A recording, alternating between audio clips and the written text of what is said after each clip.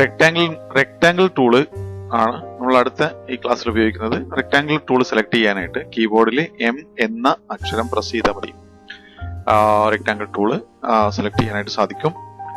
അതുപോലെ mouse pointer കൊണ്ട് ഇവിടെ ഈ കാണുന്നതിൽ ക്ലിക്ക് ചെയ്തിട്ട് പിടിച്ചു കഴിഞ്ഞാൽ നമുക്കൊരു ഫ്ലയർ കിട്ടുന്നതാണ്. ഈ ഫ്ലയറിൽ ഏറ്റവും മുകളിലായിട്ട് റെക്ടാങ്കിൾ ടൂള്. റെക്ടാങ്കിൾ എന്ന് പറഞ്ഞാൽ ചതുരം എന്നാണ് അർത്ഥം. അപ്പൊ നമുക്ക് റെക്ടാങ്കിൾ കൊണ്ട് തീർച്ചയായിട്ടും ചതുരം വരയ്ക്കാം. കണ്ടോ, ഇതുപോലെ ചതുരം വരയ്ക്കാം. ഇനി ഈ ചതുരത്തിന്റെ പ്രോപ്പർട്ടീസ് എന്തൊക്കെയാണെന്ന് നോക്കാം. പ്രധാനമായിട്ട് വരുന്ന പ്രോപ്പർട്ടീസ് ഇതിന്റെ line, fill, size, location. Okay, ഓരോന്നുമായിട്ട് ശ്രദ്ധിക്കാം. തീർച്ചയായിട്ടും നമുക്കറിയാം ഇതിന്റെ ലൈന്, പാത്ത് എന്നൊക്കെ പറയുന്നത്, അല്ലെങ്കിൽ ഔട്ട് ലൈൻ എന്നൊക്കെ പറയുന്നത് ഈ കാണുന്ന ലൈനാണ്. ഇതിനെ നമുക്ക് ഇവിടെ ഈ സ്ട്രോക്ക് കൊണ്ട്, അല്ലെങ്കിൽ സ്ട്രോക്കിന്റെ എന്താ പറയുക, പാലറ്റിലൂടെ നമുക്ക് ആവശ്യം പോലെ അതിന്റെ മാറ്റങ്ങൾ വരുത്താനായിട്ട് നമ്മൾ പഠിച്ചിട്ടുണ്ട്. മുൻപ് കഴിഞ്ഞ പാഠങ്ങളിൽ നോക്കി കഴിഞ്ഞാൽ പറ്റും. ഇനി അടുത്തത് സ്ട്രോക്കിനെ സംബന്ധിക്കുന്ന കാര്യങ്ങൾ എന്ന് പറഞ്ഞാൽ, ഒന്ന് അതിന്റെ വെയിറ്റ്, കനം, അത് ഇവിടെ കൊണ്ട് നിർവഹിക്കാം. അതുപോലെ തന്നെ അതിന്റെ കളറ് നമുക്ക് ഈ കാണുന്ന പാലറ്റ് വലിലെ ഈ ഭാഗത്ത് കൊണ്ട് നിർവഹിക്കാനായിട്ട് സാധിക്കും. ഇതിൽ ക്ലിക്ക് ചെയ്ത് കഴിഞ്ഞാൽ ഇവിടെ ഒരു കളറിന്റെ പാലറ്റ് വരുന്നതാണ്. കളർ പാലറ്റ് സെലക്ട് ചെയ്യാനായിട്ട് കീബോർഡിൽ F6 പ്രസ് ചെയ്ത് കഴിഞ്ഞാൽ, F5 പ്രസ് ചെയ്ത് കഴിഞ്ഞാൽ നമുക്ക് കളർ പാലറ്റ് ലഭിക്കുന്നതാണ്. F6 തന്നെ പ്രസ് ചെയ്തുകൊണ്ട് നമുക്ക് കളർ പാലറ്റ് കൊണ്ടുവരാനായിട്ട് സാധിക്കും. F5 എന്ന് പറയുന്നത് എന്താ പറയുക, ബ്രഷിന്റെ പാലറ്റ് ആണ്. F5 brush palette, F6 കളറിന്റെ palette ആണ്. അപ്പോൾ ഇതുപോലെ ഒബ്ജക്റ്റ് സെലക്ട് ചെയ്തതിന് ശേഷം ഇവിടെ ഈ കളർ പാലറ്റ് ഇവിടെ ശ്രദ്ധിക്കുക നോക്കുക. കളർ പാലറ്റിൽ തന്നെ രണ്ട് തരത്തിലുള്ള ഇത് കാണുന്നുണ്ട് കേട്ടോ. കളർ പാലറ്റിൽ നമ്മുടെ ഇവിടെ ഈ കാണുന്ന ടൂൾ ബോക്സിൽ കാണുന്ന അതേ സംഗതി തന്നെ കളർ പാലറ്റിൽ നമുക്ക് കാണാനായിട്ട് സാധിക്കും കേട്ടോ. കുറ്റത് ടൂൾ ബോക്സിൽ കാണുന്നത്, കളർ ബോക്സിൽ കാണുന്നത്. അപ്പൊ ഇതിൽ സെലക്ട് ചെയ്ത് കഴിഞ്ഞാൽ ഇവിടെ ഈ കാണുന്നത് എന്താ പറയാ, പാത്തിനെ സംബന്ധിക്കുന്ന സംഗതിയാണ്. ആദ്യം സെലക്ട് ചെയ്തതിനു ശേഷം പാത്ത് മുകളിലാണെന്ന് ഉറപ്പുവരുത്തുക. ഇതിന് ശേഷം കീബോർഡിൽ ഇങ്ങനെ സെലക്ട് ചെയ്ത് കൊടുക്കുക, കളർ സെലക്ട് ചെയ്ത് കൊടുക്കുക. ഇപ്പൊ ഇത് കാണാത്തത് ഇതിന്റെ വെയിറ്റ് വളരെ കുറവാണ്. വെയിറ്റ് എന്ന് പറഞ്ഞാൽ കനം നമുക്ക് ഇവിടെ നിന്നുകൊണ്ട് കൂട്ടി കൊടുക്കും. ഇപ്പൊ ഞാനിവിടെ ഒരു 12, 16 കൊടുത്തു. സോ നമ്മളുടെ കനം ഇവിടെ 16 ആയപ്പോൾ കൃത്യമായിട്ട് നമുക്കിവിടെ കാണുന്നുണ്ട്. തീർച്ചയായിട്ടും അപ്പോ പാത്തുമായി ബന്ധപ്പെട്ട കാര്യങ്ങൾ മനസ്സിലായി. ഒന്ന്, പാത്തിന്റെ എന്താ പറയാ കളറ്. 2, പാത്തിന്റെ കനം. 3, പാത്ത് അല്ലെങ്കിൽ ഔട്ട്ലൈൻ സ്ട്രോക്കിന്റെ മറ്റു കാര്യങ്ങൾ. ഈ മറ്റു കാര്യങ്ങൾ എന്ന് ഉദ്ദേശിക്കുന്നത് വെച്ചാൽ സ്ട്രോക്കിന്റെ പാലറ്റിൽ നമ്മൾ ഈ കാണുന്ന കോർണേഴ്സ് ആണ് ഇതിൽ പ്രധാനമായിട്ട് വരിക.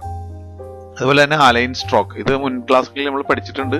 തീർച്ചയായിട്ടും ആ പാഠം കേട്ട് നോക്കുക, കൂടുതലായിട്ട് പിന്നീട് നോക്കാം. അതുപോലെ തന്നെ ഈ പാലറ്റിലൂടെ സാധിക്കുന്ന മറ്റൊരു സംഗതിയാണ് ഡാഷ്ഡ് ലൈൻസ് എന്ന് പറയുന്നത്. അതും മുൻപ് ക്ലാസ്സിൽ പറഞ്ഞിട്ടുണ്ട്.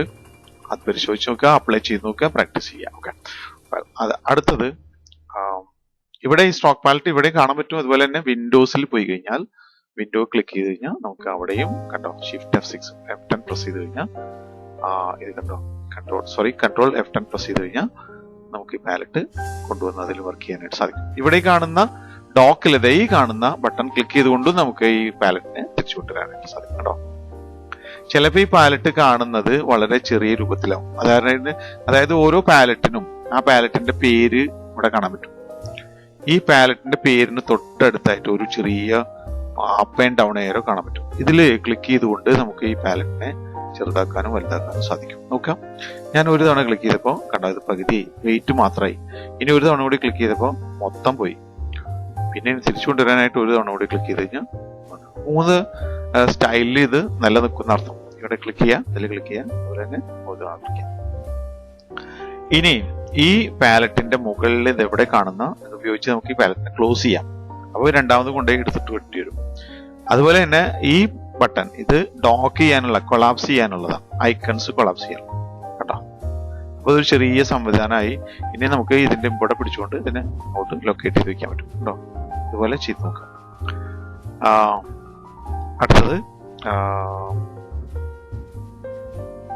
അടുത്തത് ഇതിന്റെ ഈ റെക്ടാങ്കിളിന്റെ അകത്തെ കളറാണ്. അതായത് ഫിൽ കളർ തീർച്ചയായിട്ടും ഈ കാണുന്ന ബട്ടൺ ഉപയോഗിച്ചുകൊണ്ട്, അതായത് നമ്മളിവിടെ കാണുന്ന ഇതിലെ ബട്ടണാണ്. വെള്ള കളറാണ് ഇവിടെ ഉള്ളത്, ഇവിടെയും വെള്ള കളറാണ്.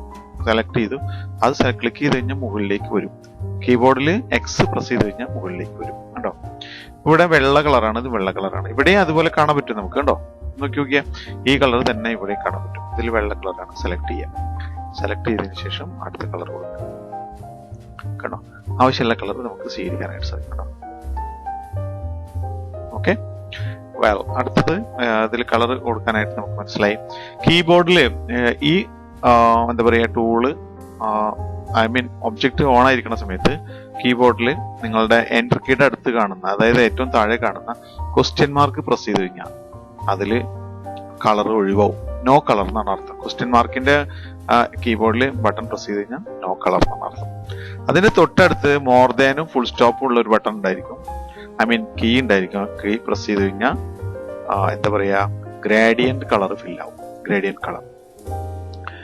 അതിന്റെ തൊട്ടടുത്ത കീ പ്രസ് ചെയ്ത് കഴിഞ്ഞാൽ, അതിന്റെ തൊട്ട് ഇടത്ത് ഭാഗത്തുള്ള കീ പ്രസ് ചെയ്ത് കഴിഞ്ഞാൽ, അതായത് ലെസ് ദാൻ കീ പ്രസ് ചെയ്ത് കഴിഞ്ഞാൽ ഒരു കളർ നമ്മൾ ലാസ്റ്റ് സെലക്ട് ചെയ്തിട്ടുള്ള കളർ കാണാൻ പറ്റും. ഈ 3 ബട്ടണുകളും നമുക്കിത് ഇവിടെ കാണാൻ പറ്റും. അതായത് എന്താ പറയാ ടൂൾ പാലറ്റിന്റെ ടൂൾ ബോക്സിന്റെ താഴത്ത് ഇവിടെ കാണുന്നത് 1, 2, 3 കേട്ടോ. ഇത് ലൈനിനും നമുക്ക് അപ്ലൈ ചെയ്യാൻ പറ്റും. പക്ഷെ ലൈനിന് ഗ്രേഡിയന്റ് കളർ അപ്ലൈ ചെയ്യാനായിട്ട് സാധിക്കില്ല. അതുകൊണ്ട് സാധാരണഗതിയിലുള്ള കളറിലേക്കായിരിക്കും പോകുന്നത്. എന്നാൽ ലൈന് നമുക്ക് ഗ്രേഡിയന്റ് കളർ ആക്കാനുള്ള സംവിധാനം ഉണ്ട്, അതുവഴിയെ പഠിക്കുന്നുണ്ട്.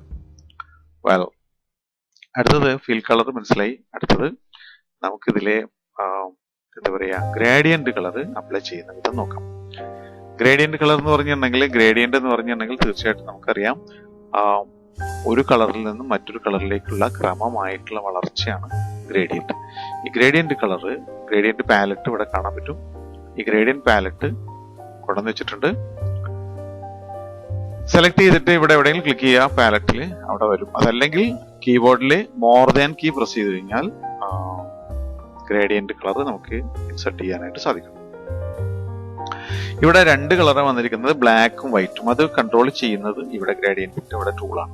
ഈ ടൂളില് ഇവിടെ കാണുന്ന 2 സ്ലൈഡർ ശ്രദ്ധിക്കുക. കണ്ടോ, ഇവിടെ കാണുന്ന ഈ 2 സ്ലൈഡർ, ഇത് വെള്ള സ്ലൈഡർ, ഇത് ബ്ലാക്ക് സ്ലൈഡർ. ഉണ്ടോ, ഈ വെള്ള കളറിലെ സ്ലൈഡർ സെലക്ട് ചെയ്തുകൊണ്ട് അതിന്റെ കളർ നമുക്ക് ആവശ്യം പോലെ മാറ്റാൻ പറ്റും. ഇത് മാറ്റാനായിട്ട് ഇത് സെലക്ട് ചെയ്തതിന് ശേഷം കളർ പാലറ്റിൽ നിന്ന് ഇവിടെ കളർ പാലറ്റ് കൊണ്ടുവയ്ക്കാം. കളർ പാലറ്റിൽ നിന്ന് ആവശ്യമായ കളർ സെലക്ട് ചെയ്യാം. ഇവിടെ നമുക്ക് കളർ പാലറ്റ് കാണാനില്ല എങ്കിൽ നമുക്ക് മറ്റ് കളറുകളുള്ള സ്പെക്ട്രം കൊണ്ടുവരാനായിട്ട് ഇവിടെ ക്ലിക്ക് ചെയ്യാം. അതിനുശേഷം RGB CYMK കൊടുക്കാം. സെലക്ട് ചെയ്ത് ഇവിടെ കളർ വരും. അതിനുശേഷം കളർ സ്വീകരിക്കും. കേട്ടോ, ഇതിലേതെങ്കിലും കളർ സ്വീകരിച്ചു കഴിഞ്ഞാൽ ഇപ്പൊ നമ്മൾ സെലക്ട് ചെയ്തിട്ടുള്ള സ്ലൈഡിൽ കളർ വന്നു. ഇനി ഇവിടെ ബ്ലാക്ക് കളർ സെലക്ട് ചെയ്തു. അതുപോലെ തന്നെ തീർച്ചയായിട്ടും ഇവിടെ നമുക്ക് സെലക്ട് ചെയ്തുകൊണ്ട് CYMK കൊടുക്കാൻ കളർ ഒരെണ്ണം സെലക്ട് ചെയ്യും. കേട്ടോ, ഏതെങ്കിലും ഒരു കളർ സെലക്ട് ചെയ്തു. അപ്പൊ 2 കളറായി. ഇനി മൂന്നാമതൊരു കളർ കൂടി വേണമെങ്കിൽ അതിനു മുമ്പ് ഈ 2 കളറുകൾ തമ്മിലുള്ള മിക്സിങ്ങിന്റെ അനുപാതം, അതായത് അതിന്റെ റേഷ്യോ നിയന്ത്രിക്കുന്ന ഒരു സംവിധാനമാണ് ഇതിവിടെ കാണുന്ന ഒരു ചെറിയ കുറ്റി. അതിന്റെ പേര് ഗ്രേഡിയന്റ് സ്ലൈഡർ എന്നാണ്. ആ കുറ്റിയിൽ ഇങ്ങനെ മൗസ് വെക്കുമ്പോൾ അതിന്റെ പേര് കാണാനായിട്ട് സാധിക്കും. ആ പേര് ഇതിൽ സെലക്ട് ചെയ്തുകൊണ്ട് നമുക്ക് ഇതിന്റെ പ്രൊപ്പോർഷൻ, അതായത് ഇതിന്റെ അനുപാതം ആവശ്യം പോലെ നീക്കാൻ പറ്റും. കേട്ടോ, അപ്പൊ ഇവിടെ ലൊക്കേഷൻ എന്ന് പറയുന്ന ഈ കൺട്രോള് ഇത്ര ശതമാനത്തിലേക്ക് 18.something% മാറുന്നു എന്ന് നമുക്ക് കാണാൻ പറ്റും. കേട്ടോ, കേട്ടോ, അപ്പൊ ഇത് ഒന്ന് പ്രാക്ടീസ് ചെയ്ത് നോക്കാം. ദെൻ അതുപോലെ തന്നെ ഇതിന്റെ ലൊക്കേഷൻ നിയന്ത്രിക്കുന്നത് ഇതാന്ന് മനസ്സിലായി കഴിഞ്ഞാൽ നമുക്ക് ആ സ്ലൈഡർ ഇവിടെ കൊണ്ട് മൂവ് ചെയ്ത് പിടിക്കാം. ഇങ്ങനെ മൂവ് ചെയ്ത് നോക്കാം എന്നർത്ഥം.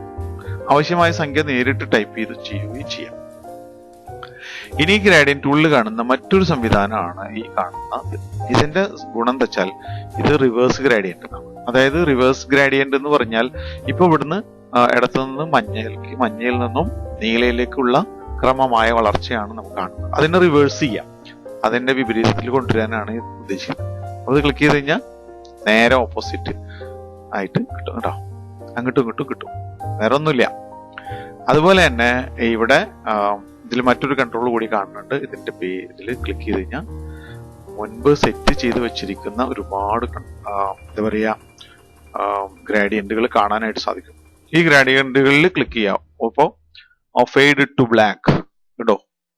അതുപോലെ തന്നെ യെല്ലോ, ഗ്രീൻ, ഓറഞ്ച് ഇതൊക്കെ മുന്നേ സെറ്റ് ചെയ്ത് വെച്ചിട്ടുള്ളതാണ് കേട്ടോ. പർപ്പിൾ ഇതൊക്കെ നമുക്കും ഉണ്ടാക്കാം, പക്ഷെ മുൻപ് സെറ്റ് ചെയ്ത് വെച്ചിട്ടുള്ളതാണ് കണ്ടുമാനം കേട്ടോ. ഇനി നമ്മൾ ഉണ്ടാക്കിയിട്ടുള്ള ഈ ഒരെണ്ണം നമ്മൾ ഉണ്ടാക്കുക. നമുക്കിപ്പോ ഇതിൽ മാറ്റങ്ങൾ ചെറുതായിട്ട് മാറ്റം വരുത്താം കേട്ടോ. അങ്ങനെ മാറ്റം വരുത്തി അതിനുശേഷം ഇവിടെ ഇത് നമുക്ക് പിന്നീടും ഉപയോഗിക്കണം എന്നുണ്ടെങ്കിൽ, ഈ ലിസ്റ്റിൽ വരണം എന്നുണ്ടെങ്കിൽ, നമുക്കിതേ ഈ ഗ്രാഡിയന്റിന്റെ താഴെ കാണുന്ന ഈ ബട്ടണിൽ ആഡ് ടു സ്വാച്ചസ് എന്നുള്ളതിൽ ക്ലിക്ക് ചെയ്യാം. അപ്പോൾ അത് അവിടെ ഉണ്ടായിരിക്കും. അടുത്ത തവണ നമുക്ക് അത് ഉപയോഗിക്കാനായിട്ട് സാധിക്കും കേട്ടോ. ന്യൂ ഗ്രാഡിയന്റ് എന്ന് പറഞ്ഞിട്ട് കാണാനായിട്ട് സാധിക്കും. പിന്നീട് ഇതിന് പേരൊക്കെ മാറ്റാൻ പറ്റും, വഴിയെ പറയുന്നുണ്ട്. ഇനി മറ്റൊരു സംഗതി, മറ്റൊരു കൺട്രോൾ എന്ന് പറഞ്ഞത് ഇതിന്റെ ടൈപ്പാണ്. ടൈപ്പ് ഓഫ് എന്താ പറയാ ഗ്രേഡിയന്റ് ആണ്. സാധാരണ ഇതിൽ 2 ടൈപ്പാണ് കാണുന്നത്. CorelDraw പോലുള്ളതിലൊക്കെ 4 ടൈപ്പ് 5 ടൈപ്പ് ഒക്കെ ഉണ്ട്. പക്ഷെ ഇലസ്ട്രേറ്റർ നമുക്ക് 2 ടൈപ്പ് തരുന്നുള്ളൂ. ഒന്ന് റേഡിയൽ ടൈപ്പും 2 ലീനിയർ ടൈപ്പും. നമ്മളിപ്പോ കണ്ടുകൊണ്ടിരിക്കുന്നത് റേഡിയൽ ടൈപ്പാണ്. റേഡിയൽ എന്ന് പറഞ്ഞാൽ റൗണ്ട് എന്നർത്ഥം, വൃത്തം. അപ്പോൾ വൃത്താകൃതിയിലാണ് ഈ കളർ, ഒരു പോയിന്റ് ബേസ് ചെയ്തുകൊണ്ട് പിന്നെ കളർ ഇങ്ങനെ കൂടിയിട്ട് വന്നിരിക്കുകയാണ്. അതേ സമയം ലീനിയർ ആയി കഴിഞ്ഞാൽ, ലീനിയർ എന്ന് പറഞ്ഞാൽ ലൈൻ രൂപത്തിലുള്ള, ലൈൻ ലീനിയർ അങ്ങനെയാണ് വന്നിരിക്കുന്നത്. അതായത് രേഖീയമായത്. മറ്റത് വൃത്താകൃതിയിലുള്ളത്, ഇത് രേഖീയമായത്. ഇവിടെ രേഖീയമായതിൽ നിന്ന് തീർച്ചയായിട്ടും നമുക്ക് മനസ്സിലാക്കാം, ഒരു രേഖ ബേസ് ചെയ്തുകൊണ്ട്, ഒരു രേഖനെ അല്ലെങ്കിൽ ഒരു വരയിൽ കളർ, ഒരു വരയിൽ ഒരു കളറിൽ നിന്ന് മറ്റൊരു കളറിലേക്ക് ഇങ്ങനെ വളർന്നു പോയിരിക്കുന്നത് കാണാൻ പറ്റും. ഓക്കെ, നെക്സ്റ്റ് വൺ, അടുത്തത് ഇതിന്റെ ഈ നമ്മളിപ്പോ കണ്ടുകൊണ്ടിരിക്കുന്ന എന്താ പറയാ ലീനിയർ ആണ്. ലീനിയറിന് സംബന്ധിക്കുന്ന ഒരു കൺട്രോൾ ആണ് ഈ കാണുന്നത്. ഇതിന്റെ പേര്, ഇത് എന്താ പറയാ ആംഗിള്, അതായത് ഡിഗ്രി ഓഫ് ആംഗിൾ സെറ്റ് ചെയ്യാൻ ഉദ്ദേശിക്കുക. ഇപ്പൊ 0 കിടക്കുന്നത്. ഇതിന്റെ വലതുവശത്ത് കാണുന്ന ഈ ഏരോയിൽ ക്ലിക്ക് ചെയ്ത് കഴിഞ്ഞാൽ നമുക്ക് അതിനെ അങ്ങോട്ടും ഇങ്ങോട്ടും ഇങ്ങനെ അതിനെ ഏരോ മാറ്റാം. അപ്പോ ലീനിയർ ഇവിടുന്ന് ഇങ്ങോട്ട് അല്ലെങ്കിൽ ഇവിടുന്ന് ഇങ്ങോട്ട് എന്നൊക്കെ ചെയ്യാനായിട്ട് സാധിക്കും കേട്ടോ. ഇവിടുന്ന് ഇങ്ങോട്ട്. ഓക്കെ, കൂടാതെ ഞാൻ മറ്റൊരു രീതി പറഞ്ഞു തരുന്നുണ്ട് ഈ ഗ്രേഡിയന്റ് കളറിനെ സംബന്ധിക്കുന്ന സംഗതി. ഓക്കെ, നമുക്ക് ഗ്രേഡിയന്റ് ടൂളിന്റെ പഠനം കൂടിയിട്ട് ഇതിൽ നടക്കുന്നുണ്ട് എന്നർത്ഥം. അപ്പോൾ ഇവിടെ ഈ കാണുന്ന ലീനിയർ ഇതിന്റെ എന്താ പറയാ ഇതിന്റെ ആംഗിള്. എന്നാൽ ഇവിടെ റേഡിയൽ ആണ് സെലക്ട് ചെയ്തിരിക്കുന്നതെങ്കിൽ നമുക്ക് ആംഗിള് സെലക്ട് ചെയ്ത് കഴിഞ്ഞാൽ നമുക്ക് അത്ര വൃത്തിയായിട്ട് നമുക്ക് കാണാനായിട്ട് സാധിക്കില്ല. എന്നാൽ അതിന്റെ ആസ്പെക്ട് റേഷ്യോ സെലക്ട് ചെയ്തുകൊണ്ട് നമുക്ക് ഇവിടെ ആസ്പെക്ട് റേഷ്യോ സെലക്ട് ചെയ്തുകൊണ്ട് ഒരു 50 കണ്ടോ. അപ്പൊ ഒരു എന്താ പറയാ ഒരു എലിപ്സിക് ആകൃതിയിലേക്ക് ഇത് മാറിയിരിക്കുന്നത് കാണാം. ഇനി ഒരു 10 കൊടുത്ത് നോക്കാം. കണ്ടോ, വളരെ രസകരമായ ചില സംഗതികൾ ഉരുത്തിരിഞ്ഞു വന്നിരിക്കുന്നത് കാണാൻ പറ്റും. ഇനി ഒരു 500 കൊടുത്ത് നോക്കുക. വാവ്. അപ്പൊ ഇത് ഇങ്ങനെയൊക്കെ പരീക്ഷണങ്ങൾ നടത്തി നമ്മളത് അപ്ലൈ ചെയ്യാനും അതാക്കാനും ശ്രദ്ധിക്കാം. ഇത് ഇപ്പോ നമ്മൾ 2 പഠനമാണ് നടത്തിക്കുന്നത്. ഒന്ന് റെക്ടാങ്കിളിന്റെ ഫിൽ കളർ, 2 ഗ്രേഡിയന്റ് ടൂളിന്റെ ഉപയോഗം കൂടിയിട്ട് ഇതിലൂടെ നടത്തിയിട്ടുണ്ട് അർത്ഥം. റെക്ടാങ്കിൾ ഫില്ല് ചെയ്യാനായിട്ട് നമുക്ക് വീണ്ടും കുറെ സ്റ്റൈലുകളും മറ്റും ഉപയോഗപ്പെടുത്താനായിട്ട് സാധിക്കും. അതിനായിട്ട് റെക്ടാങ്കിൾ സെലക്ട് ചെയ്ത് കഴിഞ്ഞാൽ റെക്ടാങ്കിളിന്റെ പ്രോപ്പർട്ടി ബാറിൽ ഇവിടെ സ്റ്റൈൽസ് എന്ന് പറഞ്ഞിട്ടുള്ള ഒരു ബട്ടൺ കാണാനായിട്ട് സാധിക്കും. ഇതിന്റെ വലത്ത് കാണുന്ന ഏരോയിൽ ക്ലിക്ക് ചെയ്തുകൊണ്ട് സ്റ്റൈലുകൾ ഇവിടെ കണ്ടോ, ഈ കാണുന്ന സ്റ്റൈൽ ബട്ടൺസ് നമുക്ക് അപ്ലൈ ചെയ്യാൻ പറ്റും. അപ്പൊ ഇതുപോലെയുള്ള കുറെ പാറ്റേൺസ് ക്രിയേറ്റ് ചെയ്തെടുക്കാം.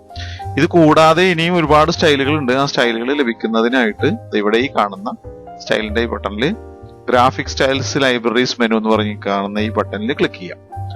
ഇവിടെ ക്ലിക്കുമ്പോൾ ഒരുപാട് ഈ കാണുന്ന ലിസ്റ്റിൽ കാണുന്നതെല്ലാം ഓരോ തരത്തിലുള്ള സ്റ്റൈലുകളാണ്. ആ സ്റ്റൈലുകൾ ഓരോന്നായിട്ട് ക്ലിക്ക് ചെയ്ത് അപ്ലൈ ചെയ്ത് നോക്കാം.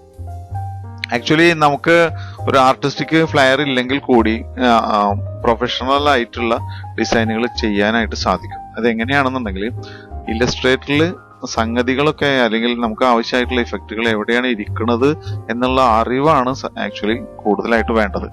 അപ്പൊ അത് കിട്ടണമെന്നുണ്ടെങ്കിൽ ഓരോ ഈ കാണുന്ന സ്റ്റൈലുകളും മറ്റും അപ്ലൈ ചെയ്ത് നോക്കണം. സ്വന്തം നിലയ്ക്ക് അപ്ലൈ ചെയ്ത് അത് ബോധ്യം വരണം. അപ്പോഴാണ് അടുത്ത തവണ ഇത് റിക്വയർമെന്റ് വരുന്ന സമയത്ത് നമുക്കത് അപ്ലൈ ചെയ്യാനും മറ്റും സാധിക്കുള്ളൂ. അതല്ല എന്നുണ്ടെങ്കിൽ ഒരുപാട് സാധ്യതകൾ ഇതിനകത്തുണ്ട്. അത് അവിടെ വെച്ചുകൊണ്ട് തന്നെ നമുക്ക് നമ്മുടെ ഡിസൈനിങ്ങിനായിട്ട് ധാരാളം സമയം നമ്മൾ ആവശ്യമില്ലാതെ ചെലവഴിക്കേണ്ടതായിട്ട് വരും. അപ്പോൾ അതെല്ലാം ശ്രദ്ധിച്ച് ഈ ഓരോ ബട്ടണുകളിലെയും എന്താ പറയുക ഇഫക്റ്റുകളെ സെലക്ട് ചെയ്തുകൊണ്ട് ആ ഓരോ ഇഫക്റ്റുകളെ നമ്മൾ അപ്ലൈ ചെയ്ത് നോക്കുക. ഇതിൽ കാണുന്ന ഓരോന്നിനെ അപ്ലൈ ചെയ്ത് ബോധ്യം വരിക കണ്ടോ, സെലക്ട് ചെയ്തതിനു ശേഷം. അപ്പോൾ വളരെ വ്യത്യസ്തമായിട്ടുള്ളൊരു ലോകമായിരിക്കും നമുക്ക് തുറന്ന് തരുന്നത്.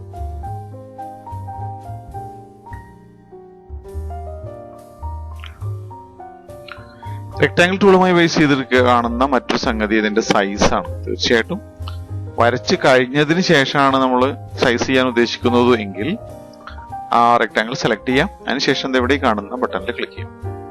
ഇവിടെ കാണുന്ന ബട്ടണിൽ ക്ലിക്ക് ചെയ്ത് W വിഡ്ത്തും H ഹൈറ്റും, ഈ W എമൗണ്ട് കൊടുക്കാം. W ഇത് സെലക്ട് ചെയ്യാനായിട്ട്, ഈ കൺട്രോൾ സെലക്ട് ചെയ്യാനായിട്ട് W ക്ലിക്ക് ചെയ്താൽ മതി. അതിനുശേഷം നമുക്ക് അളവ് ഇവിടെ കൊടുക്കാം. അളവ് കൊടുക്കുന്ന അളവ് ഇപ്പോൾ ബൈ ഡിഫോൾട്ട് ആയിട്ട് മില്ലിമീറ്ററിലാണുള്ളത്. തീർച്ചയായിട്ടും നിങ്ങൾക്ക് ആവശ്യമുള്ള അളവ് കൊടുക്കാൻ പറ്റും. ഉദാഹരണമായിട്ട് ഇഞ്ചാണ് വേണ്ടതെങ്കിൽ 2 അടിക്കുക, സ്പേസ് ബാർ ഇടുക, സ്പേസ് IN അടിക്കുക, ഇഞ്ച് കേട്ടോ. അടുത്ത കൺട്രോളിലേക്ക് വരാനായിട്ട്, അതായത് ഹൈറ്റിലേക്ക് വരാനായിട്ട് ടാബ് പ്രസ് ചെയ്യാം, ടാബ് കീ പ്രസ് ചെയ്യാം.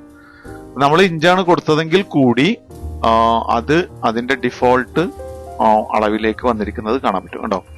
2 ഇഞ്ച് എന്ന് പറഞ്ഞു കഴിഞ്ഞാൽ 50.8 ആയിട്ടാണ് കാണുന്നത്. അതായത് 25.4 ആണ് ഒരു ഇഞ്ച് എന്ന് പറയുന്നത്. 25.4 mm ആണ് ഒരു ഇഞ്ച്, അല്ലെങ്കിൽ 2.54 സെന്റിമീറ്റർ ആണ് ഒരു ഇഞ്ച്. അപ്പൊ നമ്മളിവിടെ കൊടുത്തിരിക്കുന്നത് 2 ഇഞ്ച് കൊടുത്തപ്പോൾ ഓട്ടോമാറ്റിക് ആയിട്ട് അതിന്റെ തുല്യമായിട്ടുള്ള മില്ലിമീറ്റർ അളവ് ഇവിടെ വന്നിരിക്കുന്നതായിട്ട് കാണാൻ പറ്റും.